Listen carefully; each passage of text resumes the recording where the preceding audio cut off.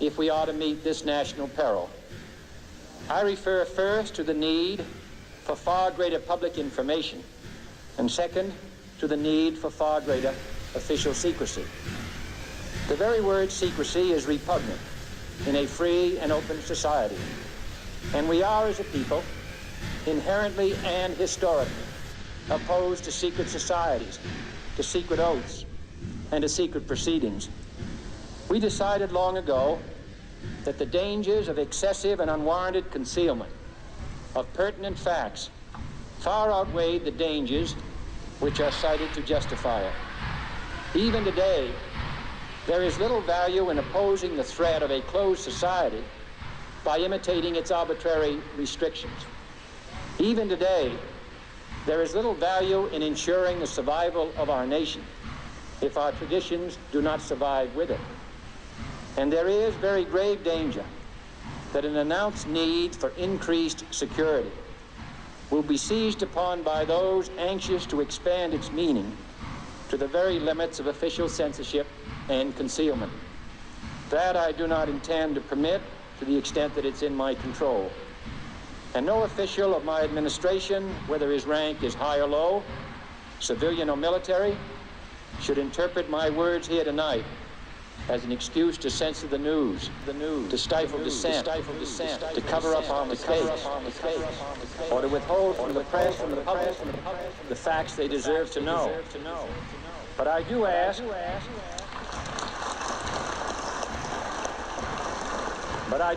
every publisher, every editor, and every newsman in the nation to re-examine his own standards and to recognize the nature of our country's peril.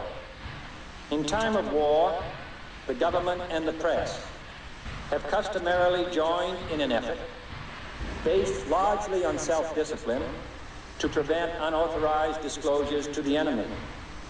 In times of clear and present danger, the courts have held that even the privileged rights of the First Amendment must yield to the public's need for national security.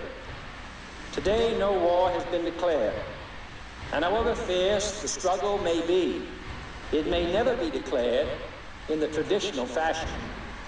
Our way of life is under attack. Those who make themselves our enemy are advancing around the globe. The survival of our friends is in danger. It is revealed. It conducts the Cold War in short, with a wartime discipline, and our plan fair discipline. They call out to every citizen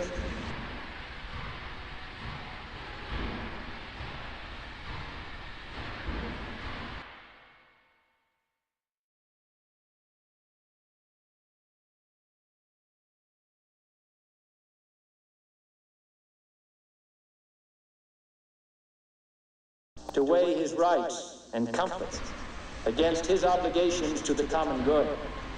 I cannot now believe that those citizens who serve in the newspaper business consider themselves exempt from that appeal.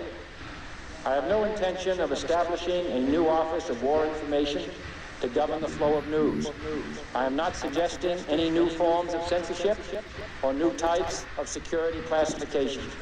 I have no easy answer to the dilemma that I have posed, and would not seek to impose it if I had one. But I am asking the members of the newspaper profession and the industry in this country to re-examine their own responsibilities, to consider the degree and the nature of the present danger, and to heed the duty of self-restraint, which that danger imposes upon us all. Every newspaper now asks itself, with respect to every story, is it news? All I suggest is that you add the question, is it in the interest of national security? And I hope that every group in America, unions and businessmen and public officials at every level, will ask the same question of their endeavors and subject their actions to this same exacting test. And should the press of America consider and recommend the voluntary assumption of specific new steps or machinery, I can assure you that we will cooperate wholeheartedly with those recommendations. Perhaps there will be no recommendations. Perhaps there is no answer to the dilemma faced by a free and open society in a cold and secret war. In times of peace, any discussion of this subject and any action that results are both painful and without precedent. But this is a time of peace and peril which knows no precedent in history. It is the unprecedented nature of this challenge that also gives rise to your second obligation, an obligation which I share, and that is our obligation to inform and alert the American people, to make certain that they possess all the facts that they need and understand them as well, the perils, the prospects, the purposes of our program, and the choices that we face.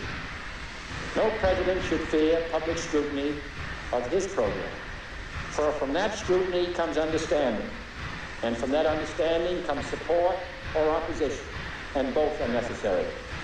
I am not asking your newspapers to support an administration, but I am asking your help in the tremendous task of informing and alerting the American people.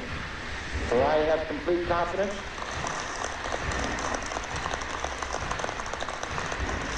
in the response and dedication of our citizens whenever they are fully informed. I not only could not stifle controversy among your readers, I welcome it. This administration intends to be candid about its errors. For as a wise man once said, an error doesn't become a mistake until you refuse to correct it. We intend to accept full responsibility for